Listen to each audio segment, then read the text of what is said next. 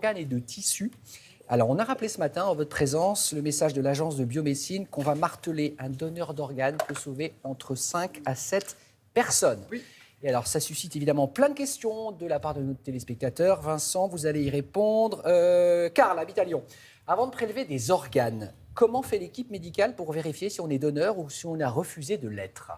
Pour commencer, il faut savoir qu'en France, on est tous présumés donneurs. Donc, s'il venait y avoir les circonstances où l'équipe médicale devait se renseigner, ils iraient voir sur le registre des refus pour savoir si vous avez mis une opposition au don d'organes, si vous n'êtes pas inscrit, et on ira demander également à vos proches quelle est votre position, mais souvent les proches ne le savent pas. Donc, mais par défaut, c'est oui. Par défaut, c'est oui. Ça. Exactement. Ça a changé. Oui, ça a changé parce qu'avant, il fallait signaler qu'on était donneur d'organes. Là, faut dire, on avait sa petite carte. Aujourd'hui, la carte n'existe plus parce qu'en fait, il y avait beaucoup de confusion autour de cette carte, donc vous êtes tous présumés donneurs. En revanche, il y a une enquête qui a été menée par l'Agence de biomédecine qui montrait que 8 personnes sur 10 étaient favorables, mais n'avaient pas fait connaître leur choix. Donc, je vous le demande, vous qui nous regardez, c'est le moment aujourd'hui. Prenez 30 secondes pour dire à vos proches si vous êtes plutôt favorable ou contre. C'est un point important à connaître.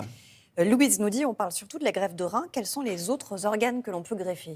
Alors, greffe de rein, il est en haut du podium. C'est en effet le plus connu. Mais on peut également greffer partie du foie, le cœur, les poumons, le pancréas. Et chose que vous ne savez pas toujours, on peut parler, vous en parliez en annonce, Damien, les tissus. Ça peut être par exemple du tissu osseux, des veines, les valves cardiaques, l'artère. Et puis ce matin, on en parlait également avec vous. Pratiquement tout. Beaucoup de choses. Et ce matin, on parlait de l'œil, Maya. Souvent... Et parce qu'on est nombreux à se dire oui, j'aurais du mal à faire don de mon œil parce que j'aurais peur de retrouver, que mes proches Non, retrouvent alors mon retenez, regard. ce n'est pas... Votre regard. Le cherche. Non, mais c'est uniquement... Mais c'est l'œil ou c'est des morceaux? C'est uniquement la cornée, qui est une membrane transparente devant, au niveau de l'œil, et on n'y verra rien. Et ce qu'on tient à dire, et nous on le voit parfois au cabinet, en fait, quand vous êtes donneur, quand vos proches vous retrouvent, vous êtes dans un état, vous êtes tout beau, tout pareil, avec un petit pansement éventuellement, mais voilà, c'est vraiment... C'est bien de c'est important de le savoir, voilà, tout à fait. Pour des raisons médicales, je ne peux pas donner mon sang. Est-ce que je peux quand même donner mes organes ? C'est Jean-Pierre qui habite à Tours qui vous pose la question. Eh bien oui, Jean-Pierre. En fait, il n'y a pas de contre-indication. De principe, il n'y a pas de contre-indication lorsque vous êtes donneur, que ce soit jeune, âgé, malade, ancien malade. Voilà, c'est vraiment, il n'y a pas de contre-indication de principe. Maintenant, ça va être au chirurgien au moment du prélèvement qui décidera si oui ou non si l'organe est viable à être greffé. Mais oui, même si vous êtes âgé, vous pourrez quand même donner vos organes. Lysandro se demande quels sont les organes que l'on peut donner de son vivant. Alors, de son vivant, il y a le rein, bien sûr. On peut donner aussi... Oui, on en a 2, donc on peut en donner un. Oui, on fonctionne très bien avec un seul rein. On pourra donner également une partie de son lobe, une partie hépatique.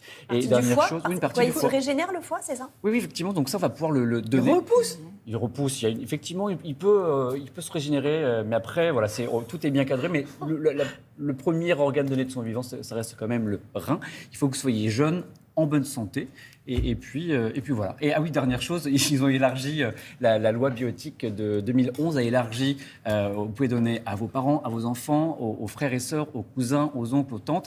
Et si vous pouvez également justifier d'une durée minimum de 2 ans avec quelqu'un de très proche, ça peut également, vous pouvez également donner.